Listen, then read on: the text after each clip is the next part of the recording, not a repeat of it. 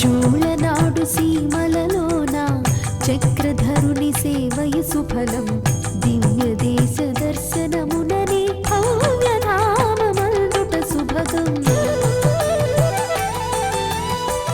చోళనాడు సీమలలోన చక్రధరుని సేవయ సుఫలం దివ్య దేశ దర్శనముననే భవ్యనామమందుట శుభగం.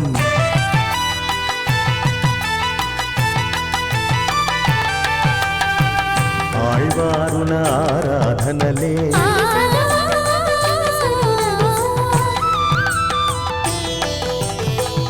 ఆళ్వారుల ఆరాధనలే ఆకృతి ధరించి వెలసే పరతత్వమునే సాయించే సురలోకమునే తలపించే. చూళనాడు సీమలలోన చక్రధరుని సేవయ సుఫలం దివ్య దేశ దర్శనముననే భవ్యధామమందుట శుభగం.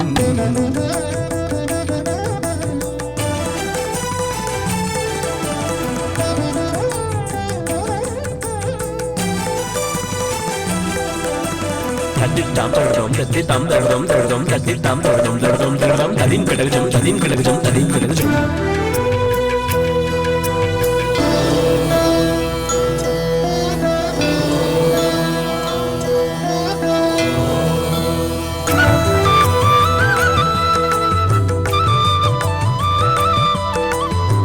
శ్రీరంగని గాభల మధురం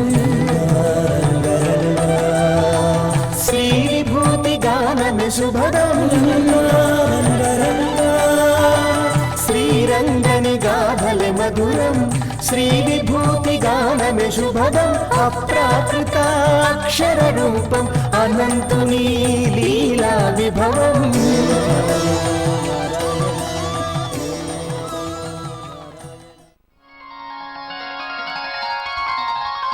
తిరుక్కార్వాణం. శ్రీకృష్ణుడు గోపికల ఇళ్లలో వెన్న, పాలు, పెరుగు మొదలైన వాటినన్నిటినీ కూడా దొంగిలిస్తున్నాడు. పాపం వారందరూ ఈ శ్రీకృష్ణుడు చేసేటువంటి ఆగడాల్ని సహించలేక యశోదాదేవి దగ్గరికి వెళ్ళి మొరపెట్టుకున్నారు. ఆమె అన్నది, ఏమమ్మా, మీ ఇంట్లో పాలు, పెరుగు, వెన్న మొదలైనవి ఉంటే వాటిని పిల్లి కూడా తాగేస్తూ ఉంటుంది కదా. పిల్లి మొదలైన వాటికి అందకుండా వాటిని మీరు ఏం చేస్తారు? భద్రపరుచుకుంటారు కదా. అలాగే మావాడికి కూడా అందకుండా వాటిని భద్రపరుచుకోండి, అంతేగాని మా వాడి మీద చాడీలు చెబితే ఎట్లా అని తిరిగి వాళ్ళ మీదే నెపాన్ని పెట్టి పంపించేసింది. ఇక ఇది కాదు పని అనుకుని ఈ గోపికలందరూ ఎక్కడో పైగా ఉట్లు కట్టి ఆ ఉట్టిల్లో ఈ పాలు, వెన్న మొదలైన వాటినన్నిటినీ కూడా భద్రపరచుకుంటున్నారు. స్వామి ఒక గోపిక ఇంట్లోకి ప్రవేశించాడు. ఈ గోపిక చాలా తెలివైనది. ఒకవేళ ఇంత పైకి మనం ఉట్టి కట్టినా ఆ స్వామి వచ్చి ఎక్కడ చేస్తాడో, ఎక్కడ వాటిని దొంగలిస్తాడో కృష్ణస్వామి అని ఆయన వచ్చి ఆ ఉట్టిని పట్టుకుంటే మోగడానికి వీలుగా దానికి ఒక గంట కట్టినదట ఆవిడ. సరే, మన స్వామి వచ్చాడు. ఆ లోపలికి వచ్చి చూస్తే యథాస్థానంలో లేవు ఈ గవ్య పాత్రలు. వెంటనే చూస్తే పైన ఎక్కడో ఉట్టిలో కనిపించాయి. తనకి ఉండేటువంటి స్నేహితులతో కలిసి వచ్చాడు కదా, ఆ స్నేహితుల్ని పిలిచాడు. అక్కడ ఉండేటువంటి పీటలన్నీ ఒకదాని మీద ఒకటి పేర్పించాడు. ఆ పీటల మీదకి ఎక్కాడు. అయినా చాలలేదు, అందలేదు. అప్పుడు బలిష్ఠుడైనటువంటి కుర్రవాణ్ణి ఆ పైకి ఎక్కించి అతడి భుజముల మీద తాను ఎక్కి 2 చేతులతో తాగుదామని అనుకున్నాడు. అనుకుని ఒక చేత్తోటి ముందు కుండ వంచాడు. ఆ వంచగానే దానికి కట్టబడినటువంటి గంట గణగణ మోగడం ప్రారంభమైంది. ఈయనంటాడు, ఓ గంట కాసేపు మోగకు, నేను ఈ పాలు తాగేంత వరకు నువ్వు ఆగు అని అంటే, స్వామి నువ్వు నీ పని చేసుకుంటున్నప్పుడు నేను నా పని చెయ్యొద్దా అని అందుటే గంట. ఏమిటి, స్వామికి ఆరోగ్యం అవుతున్నప్పుడు గంట వాయించడం మనం చూస్తూనే ఉంటాం కదా. వెంటనే ఈయన ఏం చేశాడు, ఒక చేత్తోటి ఆ కొండను పట్టుకుని రెండో చేత్తోటి గంటను పట్టుకున్నాడట. అయితే ఇప్పుడు ఆ పాలు త్రాగడం ఎలాగా, ఇక లాభం లేదు అనుకుని అప్పటిదాకా తన లోపల దాచుకున్న తక్కిన 2 చేతుల్ని బయటికి తీసుకొచ్చాడట. ఆ 2 చేతులతోటి దోశలు పట్టి ఆ పాలనన్నింటినీ కూడా హాయిగా తాగేశాడు. ఈలోగా ఈ గంట చప్పుడు విని ఆ ఇంటావిడ వచ్చింది. నోటి నిండా పాలు తీసుకుని ఆవిడ కళ్ళల్లోకి ఊసేశాడట. ఆమె కళ్ళు నెరుపుకుని మళ్ళీ తిరిగి చూచేటప్పటికి అక్కడి నుంచి ఈ శ్రీకృష్ణ పరమాత్మ పారిపోయాడు. ఈ విధంగా ఆ గోపికల ఇళ్లలో దొంగతనం చేసి వారింట్లో ఉండే వెన్న పాలే కాదు, వెన్న వంటి మృదువైన, పాల వంటి స్వచ్ఛమైన, పెరుగులాంటి కమ్మనైన వారి యొక్క హృదయాలన్నిటినీ కూడా అపహరించినటువంటి స్వామి ఆ వెన్న దొంగ ఈ క్షేత్రంలో కల్వర్ అనేటువంటి పేరుతోటి వేంచేసి ఉన్నాడు. ఆ స్వామిని దర్శించగానే మనకి ఆనాటి కృష్ణలీలలన్నీ కూడా గుర్తుకు వస్తాయేమో. కంచిలో ఉలగళంద పెరుమాళ్ సన్నిధిలో ఉన్న 4 దివ్య దేశాలలో ఇది ఒకటి. ఇది కూడా ఒక దివ్యదేశమని చాలా మందికి తెలియదు. ఈ దివ్యదేశ వైభవాన్ని తెలిపే ఈ శ్లోకం వినండి.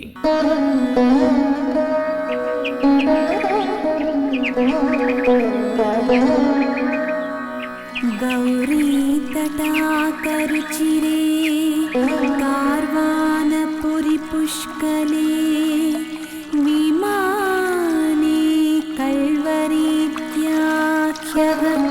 श्रितकमलवल्लिका पश्चिमाभिमुखस्थायि पार्वती नयनातिथिः चतुष्कवी స్తుతిపాత్రో విరాజతే.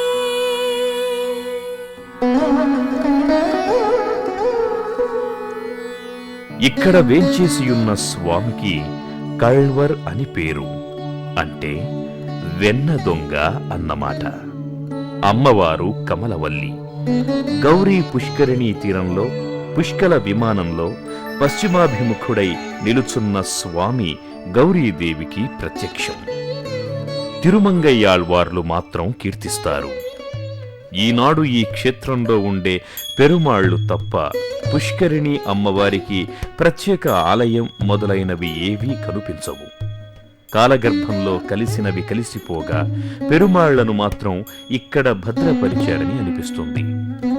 ఒకప్పుడు స్వామి భూమి తీర్థ సమీపంలో ఉత్తరముఖంగా నిలుచుని ఉండేవాడని పౌరాణిక వచనం ద్వారా తెలుస్తుంది. గౌరీదేవి పరమశివుని అనుగ్రహం తనకు కలగాలని శ్రీమన్నారాయణుణ్ణి ప్రార్థించి సఫలీకృతురాలైంది ఈ క్షేత్రంలోనే. భగవానుడు తాను అవతరించిన దివ్య దేశాలంటే ఎంతగా అభిమానిస్తాడో తనను ప్రతిక్షణం తలుచుకునే వారి హృదయాల్లో నివసించడానికి కూడా అంతే ఇష్టపడతాడు. కనుకనే తిరుమంగయ్యాళ్వార్లంటే స్వామివారికి చాలా ఇష్టం. అందుకే అంటున్నారు స్వామి, నా హృదయంలో నిశ్చలంగా ఉన్న నీవే నాకు రక్షకం సుమా అని. ఈ భావాన్ని తెలిపే ఈ పాశురాన్ని వినండి. நிறத்தாய் நெடுவரை நிச்சயமேலாய் நிலாத்தெங்கள் துண்டத்தாய் நிரந்தகச்சி ஊரகத்தாய் ஒன்றுல நீர் வெக்கா உள்ளாய் உள்ளுவார் உள்ளத்தாய் உலகமே தம் காரகத்தாய் கார்வான துள்ளாய் கழ்வா அவரபூம் காவிரியின் தென்பால் மண்ணு பேரகத்தாய் பேராதென் நெஞ்சினுள்ளாய் பெருமானும் திருவடியே பேணினேனே. తిరుక్కళ్వనూర్. భగవానుడికి అవతారములు అనంతములైన అందులో ప్రధానంగా మనం చెప్పుకునేటువంటి అవతారములు 10. ఆ 10లో వరాహావతారం ఒకటి. ఈ వరాహావతారాన్ని శ్రీ వైష్ణవ సంప్రదాయంలో వరాహస్వామిని జ్ఞానపిరాన్ అని సంబోధిస్తారు. అంటే మనకి జ్ఞానాన్ని ప్రసాదించినటువంటి ఉపకారకుడు అని అర్థం. ఏమిటి జ్ఞానాన్ని ప్రసాదించడం వరాహస్వామి అనంటే, ఒకనాడు భూదేవి స్వామిని అడిగిందట, స్వామి, నిన్ను ప్రేమించేటువంటి భక్తుడు సదా నీ స్మరణతోటే ఉంటాడు. తన యొక్క ఇంద్రియములన్నీ పనిచేసినంత కాలం నిన్ను స్మరిస్తూనే ఉంటాడు. కానీ చివరి కాలంలో ఇంద్రియములు పనిచేయక, శరీరము సహకరించక, మనస్సు అనుకూలించక నిన్ను స్మరించలేనిటువంటి స్థితిలో ఒక కాష్టంలా, ఒక పాషాణంలా పడి ఉండేటువంటి సందర్భంలో నిన్ను స్మరించలేడు కదా, అటువంటి వాడు ఉత్తర జన్మలో ఏమవుతాడు అంటే అంతిమ స్మృతి కావలెనా, అవసరం లేదా? అంతకుముందు భరతుడు అనేటువంటి ఒక ఆయన తపస్సు చేసుకుంటూ తనకు దొరికినటువంటి ఒక లేడిని పెంచి దాని మీదే ప్రాణములు పెట్టుకుని ప్రాణాలు విడిచేటప్పటికీ ఉత్తర జన్మలో అతడు ఒక లేడిగా పుట్టాడు. ఆయన్నే మనం జడభరతుడు అన్నాం. కనుక అంత్యకాలంలో ఏ ఏ స్మృతి మనకు కలుగుతుందో ఆ స్మృతికి అనుగుణమైనటువంటి జన్మ కదా లభిస్తుంది. కానీ ఇతడు అంత్యకాలంలో నిన్ను స్మరించలేనప్పుడు ఏ రకమైనటువంటి స్థితి ఏర్పడుతుంది అని అంతిమ స్మృతి కావాలా, అవసరం లేదా అని భూదేవి ప్రశ్నించింది వరాహస్వామిని. అప్పుడు వరాహస్వామి అంటాడు, అటువంటి సందేహం నీకేమో అవసరం లేదు.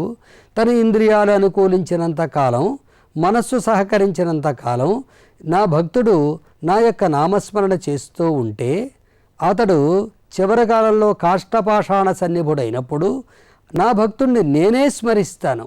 నేనే స్మరించుకుని ఇంతకాలం నన్ను స్మరించాడు కదా అనేటువంటి ఉపకార స్మృతితోటి అతన్ని పరమపదానికి నేను స్వయంగా తీసుకుని పెడతాను. కనుక ప్రపన్నుడైనటువంటి వాడికి, నన్నే ఆశ్రయించి నేనే ఉపాయము అనుకునేటువంటి వాడికి అంతిమ స్మృతి అవసరం లేదు అని మన యందు ఉండేటువంటి కారుణ్యం చేత మనకి చరమశ్లోకాన్ని అంటే చివరగా మనకు ఉండేటువంటి ఒక ఉపాయాన్ని, అంటే ఇప్పుడు మనం భగవానుండి కనుక ఆశ్రయిస్తే ఆయనే మనకు రక్షకుడు, ఆయనే మనకి ఉపకారకుడు అని మనం భావించినప్పుడు ఆయన యొక్క నామస్మరణ చేయలేని సమయంలో ఆయనే మనల్ని తలుచుకుని మనకు చేయవలసినటువంటి ఉపకారాన్ని చేస్తాడు. కనుక అటువంటి విషయాన్ని ప్రబోధించాడు. కనుక ఆయన మనకి జ్ఞానాన్ని ప్రసాదించినటువంటి ఉపకారకుడు. అటువంటి జ్ఞానపిరాన్ ఆది వరాహమూర్తిగా వేంచేసి ఉండేటువంటి దివ్యక్షేత్రం ఈ కల్వనూర్. అటువంటి కల్వనూరుని సేవించి ఆ వరాహస్వామి యొక్క దివ్యానుగ్రహానికి మనం పాత్రులవుదాం. కంచిలో కామాక్షి అమ్మన్ ఆలయంలో అమ్మవారి గర్భగృహానికి ఎడమవైపున గల గోడకు చేర్చి ఉన్నది ఈ దివ్యక్షేత్రం. ఇది కూడా దివ్యదేశమని చాలా మందికి తెలియదు. ఈ దివ్యదేశ వైభవాన్ని తెలిపే ఈ శ్లోకం వినండి.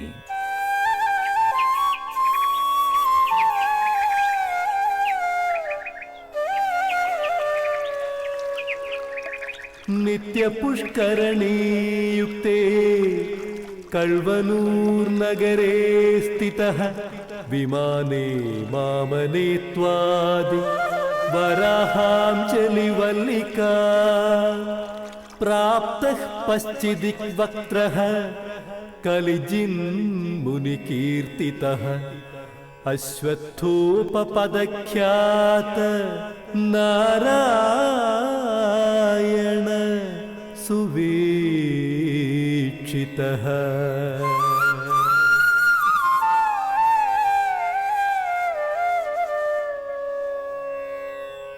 మన పూర్వులు అందించిన వివరాల ప్రకారం ఇక్కడ స్వామివారికి కళ్వర్ అని పేరు.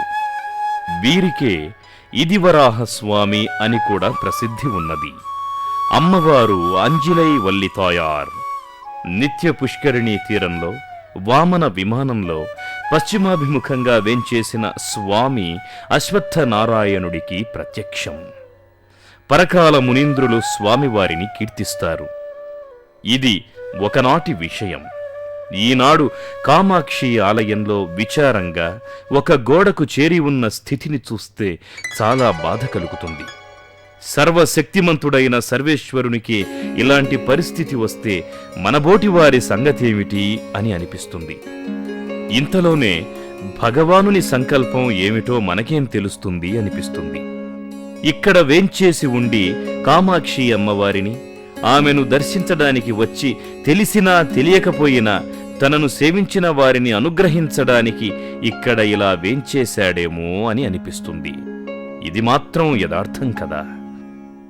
సుమారు 3 అడుగుల ఎత్తులో చతుర్భుజుడిగా ఉన్న ఈ స్వామి 2-3 ప్రదేశాలు మారి ప్రస్తుతం ఇక్కడ ఉన్నట్లు కొందరు స్థానికులు చెబుతారు. ఈనాడు పుష్కరిణి గాని, విమానం గాని, అమ్మవారి ఆలయం గాని ఏవీ కనిపించవు. ఈ క్షేత్ర స్వామి విషయంలో దివ్యదేశ వైభవాన్ని తెలిపే తమిళ గ్రంథకర్త పిళ్ళ పెరుమాళయ్యంగారు ఒక విషయాన్ని చెబుతారు. సర్వేశ్వరుడు సకల చేతనాచేతనాలకి అంతర్యామి కదా. అయితే ఈ విషయం మనకు తెలియకపోవచ్చును. మనకులానే దేవతలకు కూడా ఆయన అంతర్యామే. కనుకనే మనం ఏ దేవతను అర్చించినా ఆ అర్చన ఆ దేవతకు అంతర్యామిగా ఉన్న స్వామికే చెందుతుంది. అలానే ఆయా దేవతల ద్వారా మనకు ఫలితాన్ని ప్రసాదించేవాడు ఆయనే. ఈ విషయాన్ని తెలుపడానికే ఆయన కళ్వర్ అంటే దొంగగా అవతరించాడట. వెన్నలాంటి హృదయాలను అపహరించే దొంగ అన్నమాట. రూపౌదార్య గుణై పుంసాం దృష్టి చిత్తాపహారిణం అంటారు భగవాన్ వాల్మీకి మహర్షి. అంటే రూపం చేత, ఔదార్యాది గుణాల చేత పురుషుల హృదయాలను కూడా అపహరించే సౌందర్యం గలవాడట శ్రీరామచంద్రుడు. అలాంటి రూపంతోనే ఇక్కడ వేంచేసి ఉన్నాడు స్వామి. తన హృదయాన్ని దోచి అందులో నిత్య నివాసం ఏర్పరుచుకున్న ఈ స్వామిని పరకాల మునీంద్రుడు కీర్తిస్తున్నారు. విందామా. நிறத்தாய் நெடுவரை நிச்சயமேலாய் நிலாத்தெங்கள் துண்டத்தாய் நிறந்தகச்சி ஊரகத்தாய் ஒன்றுல நீர் வெக்கா உள்ளாய் உள்ளுவார் உள்ளத்தாய் உலகமே தம் காரகத்தாய் கால்வானத்துள்ளாய் கழ்வா அவரபூம் காவிரியின் தென்பால் மண்ணு பேரகத்தாய் பேராதென் நெஞ்சினுள்ளாய் பெருமானின் திருவடியே பேணினேனே. పవళ వర్ణం. స్వామి కృతయుగంలో ప్రవాళవర్ణుడుగా మనకి దర్శనమిస్తూ ఉంటాడు.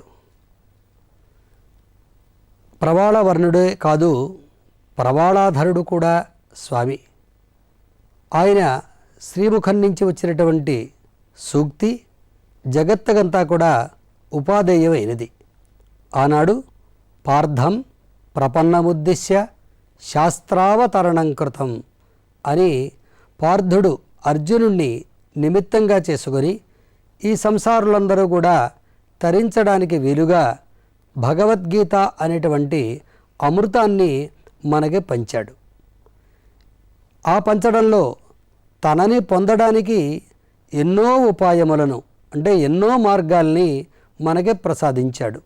అందులో కర్మయోగం అనే ఒకటి, జ్ఞానయోగం అనేది ఒకటి, భక్తి యోగం అనేది ఒకటి, ప్రపత్తి యోగం అనేది ఒకటి, పురుషోత్తమ ప్రాప్తి యోగం అనేది ఒకటి, అవతార రహస్య యోగం అనేది ఒకటి.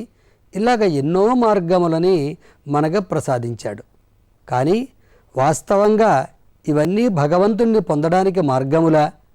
ఈ మార్గములు మనని భగవానుడికి చేరవేస్తాయా అంటే ఒక్క విషయాన్ని మనం ఇక్కడ ఆలోచించాలి.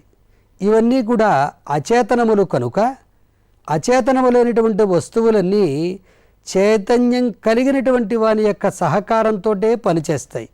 కనుక మనం ఒక కర్మయోగాన్ని అనుష్ఠిస్తే ఆ కర్మయోగం చేత సంతృప్తి పడినటువంటి భగవానుడే మనకి ఫలాన్ని అందించాలే తప్ప ఈ కర్మయోగం అంటూ మనకు ఒక ఫలితాన్ని అందించలేదు. అయితే దాన్ని విడిచిపెట్టేద్దామా అంటే విడిచిపెట్టవలసిన అవసరం లేదు, విడిచిపెట్టకూడదు కూడా. ఆ కర్మయోగం జ్ఞానయోగానికి సహకరిస్తుంది, జ్ఞానయోగం భక్తి యోగానికి సహకరిస్తుంది. ఈ కర్మజ్ఞాన భక్తులతో కూడినటువంటి యోగం భగవత్ ప్రాప్తికి ఒక సాధనంగా మారుతుంది. కానీ ఇక్కడ మనం రెండు విషయాల్ని, లోకంలో మనం చూస్తున్న రెండు విషయాల్ని గ్రహించాలి. ఒకటి, మనం కోతిని చూస్తూ ఉంటాం. ఆ కోతి తన పిల్లని తీసుకెడుతూ ఉంటుంది. తన కూడా ఏ విధంగా తీసుకెడుతుంది? చిన్నపిల్లని తన పొట్టకి అంటించుకుని తీసుకెడుతుంది. ఆ పిల్ల తల్లి పొట్టని గట్టిగా పట్టుకుంటుంది. ఈ కొమ్మ మించి ఆ కొమ్మ మీదకి దూకేటప్పుడు పిల్ల జారి పడిపోయింది అని అనుకోండి, ఎవరిదా దోషం? పిల్లదా తల్లిదా? పట్టు విడిచిపెట్టినటువంటి పిల్లదే దోషం తప్ప తల్లిది దోషం కాదు. అలాగే మనం ప్రారంభించినటువంటి కర్మయోగ, జ్ఞానయోగ, భక్తి యోగాదుల ద్వారా భగవానుణ్ణి పొందాలి అని మనం ప్రయత్నం చేస్తే ఆ ప్రయత్నంలో మనం విఫలమైతే దాని యొక్క దోషం మనదే అవుతుంది తప్ప భగవానుడిదే అవదు. కానీ మన ఇంట్లోనే చూస్తూ ఉంటాం పిల్లి పిల్లల్ని పెడుతుంది. ఈ పిల్లల్ని ఇంకొక చోటకి తీసుకెడుతూ ఉంటుంది. తీసుకెళ్ళేటప్పుడు ఏం చేస్తుంది ఈ పిల్లి? తన యొక్క పిల్ల మెడని ఏమాత్రం నొప్పి పెట్టకుండా తన నోటితోటి పట్టుకుని తీసుకెడుతుంది. ఇప్పుడు పిల్ల జారి పడిపోయిందనుకోండి, దోషం ఎవరిది? తల్లిదే కానీ పిల్లది కాదు. కనుక జాగ్రత్తగా తీసుకెడుతుంది ఆ తల్లి. అదేవిధంగా భగవానుడే మనకి ఒక సాధనము, ఉపాయము అని మనం అనుకున్నప్పుడు దాంట్లోంచి ప్రమాదం ఏమీ రాదు. ఒకవేళ చ్యుతి కలిగినా అది భగవానుడి యొక్క దోషం అవుతుంది తప్ప మనది కాదు. భగవానుడు దోషరహితుడు కనుక అక్కడ దోషం అనేది ఏర్పడదు. కనుక భగవానుడే రక్షకుడు అనుకోవడమే కాదు, భగవానుడే మనకి సాధనము అని కూడా మనం భావించగలగాలి. అలాగ ఎవరైతే భగవానుణ్ణి సాధనంగా భావించి ఆయననే పొందడానికి ప్రయత్నిస్తారో వారిని సిద్ధోపాయనిష్ఠులు అని అంటారు. అటువంటి సిద్ధోపాయనిష్ఠులుగా ఉండేటువంటి వారు భగవంతుని యొక్క దివ్యానుగ్రహానికి ముందుగా పాత్రులవుతారు.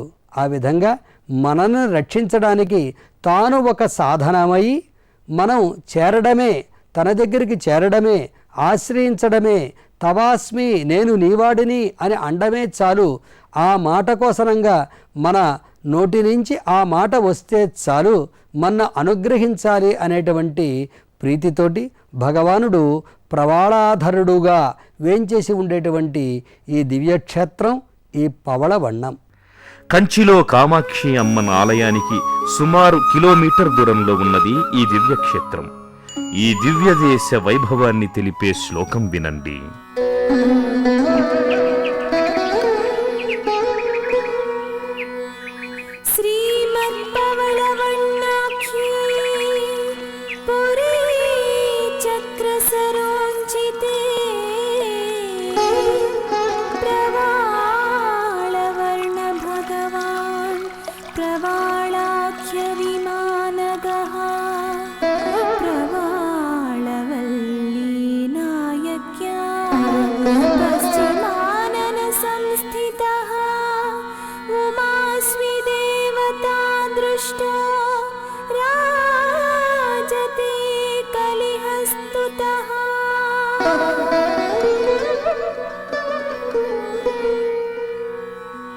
ఇక్కడ స్వామివారికి పవళవన్నన్ అని పేరు. అమ్మవారు ప్రవాళ వల్లితాయార్. చక్ర పుష్కరిణీ తీరంలో ప్రవాళ విమానంలో పశ్చిమముఖంగా కూర్చొని స్వామివారు పార్వతీదేవికి, అశ్విని దేవతలకు ప్రత్యక్షం. తిరుమంగయ్యాళ్వారు పాడిన దివ్య క్షేత్రమిది. పవళవన్నన్ అంటే ప్రవాళ వర్ణుడు అని అర్థం. ప్రవాళం అంటే పగడం. భగవానుడు కృతయుగంలో పగడపు రంగు, త్రేతాయుగంలో తెలుపు రంగు, ద్వాపరయుగంలో పచ్చని రంగు, కలియుగంలో నీలపు రంగును కలిగి ఉంటాడట. అశ్విని దేవతలు ఈ క్షేత్రంలో శ్రీమన్నారాయణుని గురించి తపస్సు చేశారు. భగవానుడు ప్రత్యక్షమై వారిని దేవవైద్యులుగా నియమించాడు. అలాగే పరవహివుని ఆగ్రహం చేత భూలోకంలో జన్మించిన కాత్యాయని దేవి ఇక్కడ దీర్ఘకాలం తపస్సు చేసి శ్రీహరి అనుగ్రహాన్ని పొందింది. ఆ అనుగ్రహ ఫలంగా ఆమె కామాక్షీదేవి రూపంలో పరమశివుని భర్తగా పొందింది. తనకు ప్రత్యక్షమైన స్వామిని అందరూ దర్శించి తరించాలనే సంకల్పంతో స్వామివారిని ఇక్కడే అర్చారూపంలో వేంచేయమని కోరింది. ఆమె ప్రార్థనను మన్నించి కామాక్షి ఆలయ సమీపంలోనే అర్చామూర్తిగా వేంచేసి భక్తులను అనుగ్రహిస్తున్నాడు స్వామి. 5 తలల ఆదిశేషునిపై సుఖాసీనుడై సావధానంగా భక్తుల్ని అనుగ్రహిస్తున్నాడు. ఎరుపు రంగు అనుగ్రహానికి చిహ్నం. స్వామి భక్తులయందు వ్యామోహం కలవాడు కనుక ప్రవాళ వర్ణంతో దర్శనమిస్తాడు. జ్ఞానీతు ఆత్మైవ మే మతం. జ్ఞాని అంటే భగవానుని విడచి క్షణకాలం కూడా జీవించలేనివాడు. అలాంటివాడు నాకు ఆత్మ వంటివాడు అని అంటారు భగవానుడు.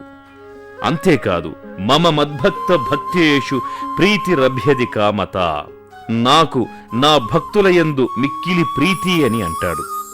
ఇంతటి ప్రీతిగల స్వామిని పరకాల మునీంద్రులు కీర్తించారు.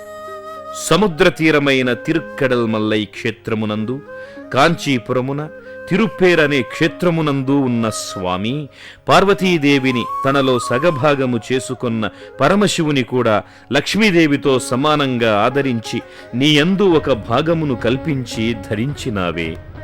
సముద్రము, పర్వతము, భూమి అను భేదము లేక అటు పాలకడలియందు ఇటు తిరుమల శిఖరమున ఈ భూమిపైన కూడా అవతరించిన ఓ ప్రవాళ వర్ణుడా, నిన్ను ఇంకను ఎంతకాలము వెదుకవలెను, దయచేసి కనుపింపుమా అనుచు భగవంతుణ్ణి ప్రార్థించు ఈ పాటను వినండి. வங்கத்தால் மாமணி வந்துந்து முன்னேர் மல்லையாய் மதில் கட்சி ஊராய் பேராய் கொங்கத்தார் வளங்கொன்ன அலங்கள் மார்வன் குலவரையன் மடப்பாவை இழப்பால் கொண்டான் பங்கத்தாய் பார்கடலாய் பாரின் மேலாய் பரிவரையின் உச்சையாய் பவளவண்ணா எங்குத்தாய் எம்பெருமான் உந்த நாடி ஏழையே நிங்களுமே இடி தருகேனே.